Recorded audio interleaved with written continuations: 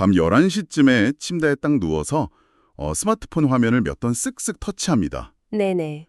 그리고 다음날 아침에 현관문을 열어보면 완벽한 온도로 냉각된 채 빈틈없이 포장된 삼겹살 상자가 문 앞에 딱 놓여있단 말이에요. 아, 아주 익숙한 풍경이죠. 그러니까 이렇게 손가락 하나면 모든 물류가 집 앞까지 배달되는 이 완벽한 편의성의 시대에 청취자 여러분, 우린 도대체 왜 굳이 차키를 챙기고 무거운 카트를 끌면서 오프라인 마트 정육 코너까지 가야 할까요? 참 엄청난 질문이네요. 네, 오늘 다룰 자들과 바로 이커머스의 위협 속에서 살아남기 위해 오프라인 리테일, 특히 정육 코너가 선택한 파괴적인 생존 전략을 다루고 있거든요. 자, 그럼 이 부분을 본격적으로 한번 파헤쳐 볼까요? 좋습니다. 사실 이커머스가 압도적인 가격 경쟁력하고 업계에서 이른바 무한대의 진열장이라고 부르는 것으로 시장을 장악한 건 부인할 수 없는 사실이잖아요. 무한대의 진열장, 스마트폰 스크롤만 내리면 뭐 세상 모든 고기가 다 나오니까요. 네네, 맞아요. 그래서 살아남은 오프라인 매장들은 단순히 물건을 보관하고 거래하는 창고, 냉장고 역할을 완전히 포기했습니다. 잠깐만요. 고기를 파는 곳이 냉장고 역할을 파괴한다고요? 그럼 도대체 뭐가 남는 겁니까? 냉장고 대신에 아예 미디어가 되기로 한 겁니다. 미디어요? 네, 매장이 브랜드 철학을 설득하고 고객한테 새로운 미식을 제안하는 고도의 그 가치 편집숍으로 진화하고 있다는 게 이 자료의 핵심이거든요. 그 미디어라는 말이 약간 좀 추상적인데요. 온라인의 그 무한한 검색 결과가 뿜어내는 정보량을 물리적 한계가 뚜렷한 오프라인 진열장이 이길 수 있나요? 바로 그 지점입니다. 오프라인은 정보량으로 이기려는 게 아니에요. 오히려 상품 구색, 그러니까 어서트먼트를 완전히 재정의해서 가짓수를 과감히 줄이는 쪽을 택했죠. 오히려 줄인다. 네네. 과거에는 마트나 정육점도 우리 매장엔 없는 고기가 없다. 약간 이런 만물상 모델을 추구했잖아요. 맞아요. 막 부위별로 산더미처럼 쌓아두고 팔았죠. 근데 지금은 잡다한 걸 쳐내는 대신에 고객에게 명확한 맥락하고 솔루션을 큐레이션해서 매대에 올립니다. 자료에 아주 흥미로운 예시가 하나 있는데요. 오, 어떤 거죠? 요즘 매식가들 사이에서 말레이시아식 시우육이라는 요리가 꽤 유행이거든요. 껍질 부분을 오븐에 아주 바삭하게 구워내는 돼지고기 요리인데요. 그 유튜브에서 막 칼로 표면을 긁으면 바스락바스락 소리 나는 겉바속촉의 대명사 같은 요리 말씀이시죠? 네네, 딱 그겁니다. 그럼 매대에 그냥 시우육용 삼겹살 뭐 이렇게 써붙이면 가는 건가요? 에이, 그 정도로는 미디어가 될 수 없죠. 집에서 시우육을 만들 때 실패하는 가장 큰 이유가 오븐의 연력학적 특성 때문이거든요. 연력학이요? 고기 굽는데 연력학까지 나옵니까? 하하, 네. 껍질은 튀겨지듯 구워져야 하고 속살은 촉촉해야 하는데 이게 피하 지방 두께가 불균이라면 열 전달이 엉망이 돼버려요. 그래서 어느 한쪽은 막 타버리고 한쪽은 설익게 되죠. 아하, 얇은 쪽은 먼저 타버리는구나. 그렇죠. 그래서 매장에서는 단순히 삼겹살을 잘라 파는 게 아니라 껍질을 완벽히 살리고 피하 지방 두께가 정확히 5에서 8mm로 깎아지듯 균일하게 정형된 블럭을 전진 배치하는 겁니다. 아예 오븐 로스팅용 크리스피 삼겹살 블럭이라는 이름으로요. 5에서 8mm요? 와, 그러니까 삼겹살 사가세요 이게 아니라 당신의 오븐 요리가 무조건 성공하도록 우리가 하드웨어 세팅을 다 끝냈습니다. 이거네요? 네, 정확합니다. 태국식 바비큐인 무까따를 위한 구색도 마찬가지 원리인데요. 묵 같다요? 네, 무까따는 둥근 돔 형태 불판 위에서 굽는데 일반 대패 삼겹살처럼 너무 얇은 고기를 올리면 금방 열에 들러붙고 으스러져 버리거든요. 막 찢어지잖아요, 얇은 고기들은. 맞아요. 그래서 매장에서는 불판 위에서 고기가 단단하게 형태를 유지할 수 있는 최적의 두께, 즉 2에서 3mm로 아주 정밀하게 슬라이스된 롤 형태 원육을 무까따 전용으로 편성해 두는 거죠. 야, 듣다 보니까 알겠네요, 청취자님들. 이건 온라인 쇼핑몰에 끝없이 나열된 그 무미건조한 리스트랑은 아예 다른 게임이네요. 완전히 다르죠? 약간 비유하자면 책만 산더미처럼 쌓아둔 대형 서점하고 특정 취향에 맞춰서 책을 큐레이션해주는 독립서점의 차이 같아요. 오프라인 매대가 오늘 저녁 식탁의 구체적인 솔루션을 적극적으로 방송, 브로드캐스팅하고 있는 거군요. 와, 아주 훌륭한 비유입니다. 그런데 매대가 이렇게 진정한 미디어로 기능하려면 눈에 보이지 않는 가치들을 생생하게 시각화해야만 합니다. 눈에 보이지 않는 가치라면 뭐 신선도 같은 건가요? 그것도 중요하지만 특히 시간이라는 가치요. 시간, 고기 원산지나 도축일자 같은 건 어차피 법적으로 다 표시하게 되어 있잖아요. 여기서 말하는 시간은 뭐가 다른 거죠? 단순한 날짜가 아니라 고기가 맛있어지기 위해 견뎌낸 기술적 시간을 보여주는 겁니다. 빙원 숙성 기술을 예로 들어보죠. 빙온 숙성이요? 네, 고기가 얼기 직전인 영하 1도에서 영상 1도 사이에 아주 미세한 온도 대역에서 자가분해 효소를 통제하는 고도의 기술인데요. 매장에서는 그냥 숙성육 스티커 하나 덜렁 붙여놓는 게 아닙니다. 그럼 어떻게 보여줍니까? 숙성 챔버 내부에 실시간 온도 그래프, 그리고 500시간이라는 압도적인 숙성 일수, 또 감칠맛을 내는 이노신산이 며칠 차에 얼마나 급증했는지 보여주는 그래프를 매대 옆에 버젓이 전시하죠. 잠깐만요. 이노신산. 그게 정확히 어떤 역할을 하는 물질인가요? 쉽게 말해서 우리가 고기를 딱 씹었을 때 아, 맛있다, 입에 착 감긴다 이렇게 느끼게 하는 감칠맛의 핵심 분자거든요. 단백질이 분해되면서 이게 폭발적으로 증폭돼요. 아하, 고객이 그 과학적 데이터를 눈으로 직접 보면서 내가 내는 돈이 단순히 고기 무게값이 아니라 저 500시간의 미식과학을 사는 거구나. 이렇게 납득하게 되겠네요. 그렇죠. 기다림의 시간 자체에 기꺼이 돈을 지불하게 만드는 겁니다. 시각화하니까 제가 또 떠오르는 게 요즘 마트 고기 코너 가면 예전처럼 그 얇은 스티로폼 트레이에 랩으로 대충 감아놓은 게 아니라 플라스틱 판에 완전히 쫙 달라붙어 있는 고기들이 있더라고요. 그걸 업계에서는 스킨 포장, 진공 스킨 패키징이라고 부릅니다. 오프라인 진열의 혁명 같은 기술이에요. 혁명까지요? 네, 고기 표면이랑 하단 트레이를 단 1mm 틈도 없이 완벽하게 진공 밀착시키는 건데 이게 매대 위에서 시각적 효과가 엄청납니다. 매장 핀 조명을 딱 받으면 마블링이나 질감이 마치 갤러리에 전시된 3D 조각품처럼 입체적으로 돋보이거든요. 3D 조각품. 게다가 더 중요한 건 숙성육 특유의 핏물, 그러니까 드립이 밖으로 새어나오는 걸 원천 차단한다는 점이죠. 핏물이 고여 있으면 좀 보기 안 좋으니까요. 그러니까 스토리를 입혀서 예술품처럼 보이게 만드는 거네요. 자료에 있던 남도 귀리아누 사례도 같은 맥락이잖아요. 보통 1, 2 플러스 마블링 등급표만 크게 붙여넣는데 거긴 매대 뒤편에 귀리 여물통 미니어처나 청정 목장 사진을 같이 전시해 놓더라고요. 여기서 정말 매력적인 부분은 소비자가 지갑을 여는 이유가 붉은 고기 덩어리 자체 때문이 아니라 그 옆에 놓인 사육의 서사, 그 스토리를 함께 사기 때문이라는 걸 정확히 짚어냈다는 겁니다. 고기라는 하드웨어에 서사라는 소프트웨어를 결합한 거군요. 자, 청취자 여러분, 앞에서는 이렇게 우아하게 스토리를 발신하고 있다는 건 저희가 잘 알겠는데요. 매장 뒤편은 어떨까요? 여기서 정말 흥미로운 점은요. 이 모든 아름다운 진열 뒤에 유통업자의 손익계산서를 쥐고 흔드는 피 튀기는 전쟁이 있다는 겁니다. 네, 바로 그 지점이죠. 전문가님, 제가 아까 말씀하신 그 오븐 로스팅용 5에서 8mm 균일한 삼겹살 블럭, 이걸 다시 한번 생각해 봤거든요. 네네. 원래 돼지배가 공장 벽돌처럼 평평한 직육면체가 아니잖아요. 절대 아니죠. 울퉁불퉁하죠. 근데 매대 위에서 그렇게 완벽한 블록 모양이 되려면 누군가는 뒤에서 그 모서리나 자투리를 엄청나게 썰어내고 버려야 한다는 뜻 아닙니까? 그 버려지는 게 마트 입장에선 다 돈일 텐데 이 손실을 도대체 어떻게 감당하는 거죠? 와, 매장의 가장 깊숙한 진실을 짚으셨네요. 그 우아한 매대 뒤편, 이른바 팩룸에서는 지독한 물리학이 작동합니다. 업계에서는 이걸 철의 삼각형이라고 부르거든요. 철의 삼각형이요? 세 가지 변수가 있나 보네요. 네, 작업 시간, 손실, 신선도. 이 세 가지 변수가 서로 물고 뜯으면서 상충관계, 즉 트레이드 오프를 갖습니다. 하나를 얻으려면 반드시 다른 하나를 희생해야 하는 거죠. 좀 더 구체적으로 설명해 주시겠어요? 첫 번째 충돌인 작업 시간대, 품질을 보죠. 인건비를 아끼려고 가공 속도를 막 극단적으로 높인다고 쳐볼게요. 아까 묵갔다용 2에서 3mm 얇은 롤 삼겹살. 이걸 빨리 뽑아내려고 3D 슬라이서에 단단하게 언 고기를 막 무리하게 밀어 넣으면 어떻게 될까요? 아무래도 기계에 무리가 가겠죠. 네, 기계 칼날 마찰열이랑 물리적 충격 때문에 고기 조직이 막 다 찢어지고 으스러져 버립니다.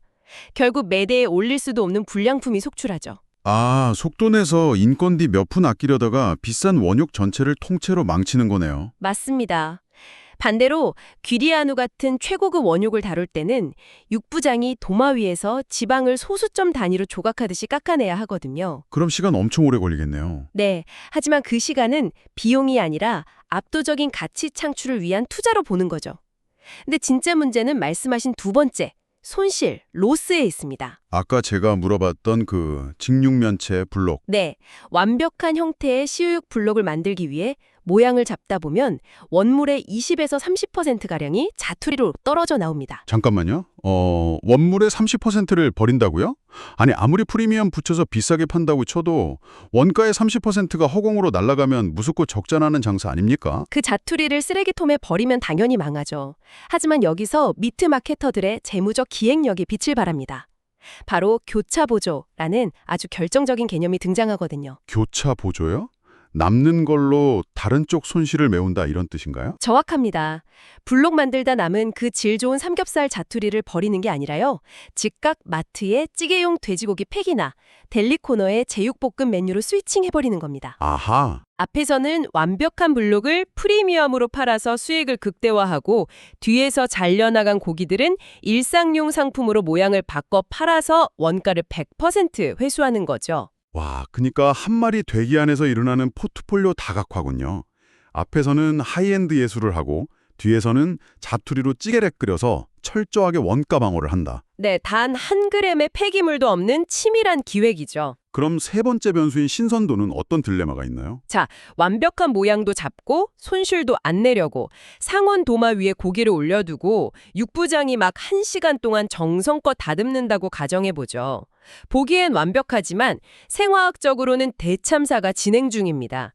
상온 노출 시간 동안 미생물이 폭발적으로 증식하거든요. 미생물 증식. 네. 게다가 더 치명적인 건 근육의 보수력이 완전히 무너진다는 겁니다. 보수력. 그러니까 수분을 쥐고 있는 힘 말씀이시죠? 네네. 신선한 고기는 스펀지처럼 수분을 단단히 주고 있는데 상온에 길게 노출되면 이 스펀지 구조가 느슨하게 풀려버립니다. 결국 매대에 올린 지 하루도 안 돼서 팩 안에 붉은 핏물, 드립이 홍수처럼 쏟아져 나오게 되죠. 와, 정형로스 좀 아껴보겠다고 상온에 오래됐다가 고기 스펀지가 풀려서 핏물 범벅이 되고 다 폐직통으로 가는 거네요. 속도 당기면 고기 망가지고 시간 들이면 상해버리고 모양 내장이 원육 30%가 날아가고 이 철의 삼각형 진짜 답이 없는데요. 사람 손끝 기술만으로는 답이 없죠. 그래서 등장한 파괴적 혁신이 바로 가공 기술입니다. 빙선육이나 빙온 숙성 같은 온도 제어 기술이 여기서 힘을 발휘하거든요. 아, 온도로 철의 삼각형을 깬다. 네, 얼음 결정이 생기지 않는 빙온 상태의 방어막 안에 고기를 가둬두면 근육 스펀지 구조도 유지되고 미생물 증식도 멈춥니다.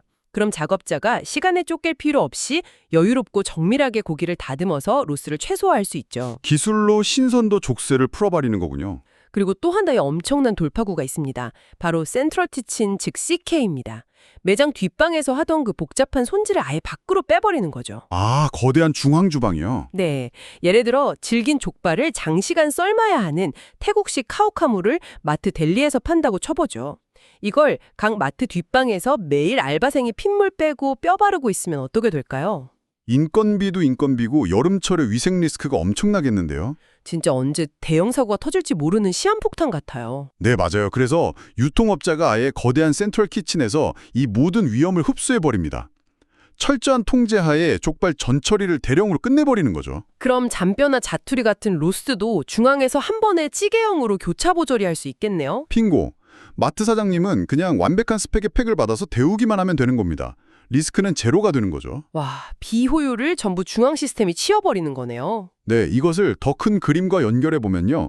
이런 시스템적 발전이 오프라인 매장 공간 자체를 완전히 바꿔놓았습니다. 과거 그 축축하고 은밀하던 정육점 작업장이 지금은 투명한 통유리로 덮인 오픈 스튜디오나 거대한 유리 숙성고 갤러리로 변모했거든요. 와, 속살을 훤히 드러내는 투명성의 서사네요. 이렇게 뒷방이 깨끗해지고 갤러리처럼 변하면 진열장을 채우는 브랜드들의 권력 지형도 완전히 바뀌었을 것 같아요. 옛날엔 그 대형마트 PB 상품들 그냥 싸고 양 많은 미끼 상품 아니었나요? 네, 과거 PB는 유명 제조사 브랜드, 즉 NB 옆에서 가성비만 내세우는 서브 역할이었죠. 하지만 오픈 스튜디오 시대의 PB는 위상이 다릅니다. 소비자가 낯선 고기를 시도했다가 망칠까 봐 두려워할 때 대형 유통업체의 간판을 단 PB는 단순한 고기가 아니라 신뢰의 대리인이 되거든요. 유통업체 간판이 곧 안심 보증 수표가 되는 거네요. 게다가 아까 카오카모나 무까따 밀키트 같은 건 사실상 고부가가치 솔루션이잖아요. 맞습니다. 그럼 여기서 당연한 질문이 나오죠. PB가 이렇게 솔루션을 장악하면 기존 제조사 브랜드인 앤디는 도대체 어떻게 살아남아야 할까요? 글쎄요, 옛날처럼 우리 한우가 최고 등급입니다. 이 정도로는 PB를 이기기 힘들 것 같은데요. 네, 그래서 살아남은 MB들은 PB가 절대 흉내낼 수 없는 초격차 서사를 무기로 꺼냈습니다. 예를 들어 벅셔K라는 순종 흑돼지 브랜드를 보면 일반 매대에 안 섞이고 독자적인 브랜드존을 구축하거든요. 오, 브랜드존을 따로. 네, 스킨 포장 아래로 벅시어 K 특유의 짙은 살코기랑 눈꽃 같은 순백색 지방의 대비를 딱 갤러리 작품처럼 전시하는 거죠. 생존을 위해 대체 불가능한 하이엔드 미식의 경험으로 포지셔닝한 겁니다. 그럼 이렇게 브랜드라 고도화되면 거기서 고객 응대하는 사람들 역할도 달라져야 하지 않나요? 옛날 고기 썰어주던 육부장님들처럼 기능적인 역할만 해선 안 될 텐데요? 물론입니다. 이제 단순 기능직은 거의 사라지고 그 자리를 미트 소믈리에가 대체하고 있습니다. 고객이 새우육 블럭을 사러 오면 바코드만 찍는 게 아니라 집에 가셔서 껍질에 펀칭 내고 굵은 소금 덮어 구우셔야 바삭합니다. 이런 실전 팁을 주는 거죠. 와, 캠핑 가는 고객한테는 기름 덜 떨어지는 두꺼운 빙원 숙성 벅셔 K 목살을 큐레이션 해주고요. 가만 듣다 보니까 이 완전히 애플스토어 지니어스 아닙니까? 애플스토어에서 아이폰만 파는 게 아니라 지니어스가 일상의 창의적인 변화를 설명해 주듯이 미트 소믈리에도 오늘 저녁 식탁이라는 생태계를 제안하는 거네요. 아주 정확한 비유입니다. 하드웨어가 아니라 라이프스타일 생태계를 파는 거죠. 그리고 이 모든 요소가 모이면 마트 동선 전체가 아주 치밀한 유저 흐름처럼 설계됩니다. 매장 안에서 걷는 동선까지도 계산된다고요? 네, 입구 쪽에 전단지에 있는 저렴한 수입 삼겹살 산더미처럼 쌓여있는 거 보셨죠? 아, 네, 미끼 상품이죠. 고객이 그걸 기분 좋게 집어들고 매장 깊숙한 골든존으로 이동합니다. 싼 거 득템해서 마음의 빗장이 풀린 상태로요. 네, 그런 골든존에서 핀 조명 아래 빛나는 빙운 숙성 버크셔 K가 기다리고 있습니다. 세일 상품 싸게 샀으니 주말에 기분 좀 내볼까? 하면서 충동적으로 지갑을 열게 되는 업셀링 전략이죠. 게다가 무까따 롤 옆에 태국식 소스랑 둥근 불판까지 교차 진열되어 있고요. 아, 그래서 이게 다 무슨 의미일까요, 청취자님들? 원래 싼 고기 한 근 사러 왔다가 홀린 듯이 숙성육 담고 옆에 불판이랑 소스까지 다 쓸어 담는 거네요. 이 장바구니 크기를 팽창시키는 오프라인만의 우아한 마법이었군요. 네, 이커머스가 아무리 최저가 외쳐도 오감을 자극해서 고객 스스로 장바구니를 치우게 만드는 이 경험은 절대 모방할 수 없습니다. 오늘 이야기 따라가다 보니까 머리를 한 대 맞은 기분입니다.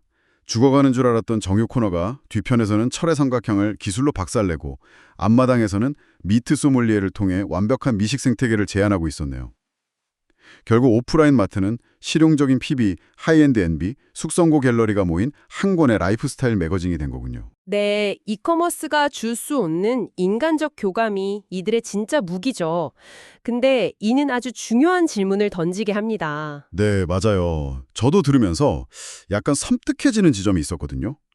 오프라인 공간이 이렇게 고도의 서사랑 체험을 제공하는 프리미엄 편집숍으로만 살아남는다면 스토리 없는 평범한 일상 식재료들은 어떻게 되는 걸까요? 미래마트엔 누군가에게 설명할 수 있는 가치를 지닌 상품만 화려한 조명 아래 남고 무심코 집어드는 콩나물이나 두부 같은 건 전부 온라인, 보이지 않는 창고로 영원히 유배되는 건 아닐까요? 충분히 생각해 볼 만한 예리한 지점이네요. 청취자 여러분도 다음번에 카트 끌고 마트에 가시면 매대가 어떤 이야기를 걸어오는지 또 그 화려함 뒤에 어떤 일상적인 것들이 사라지고 있는지 한번 귀 기울여 보시기 바랍니다. 오늘 심층 탐구는 여기까지입니다. 함께해 주셔서 감사합니다.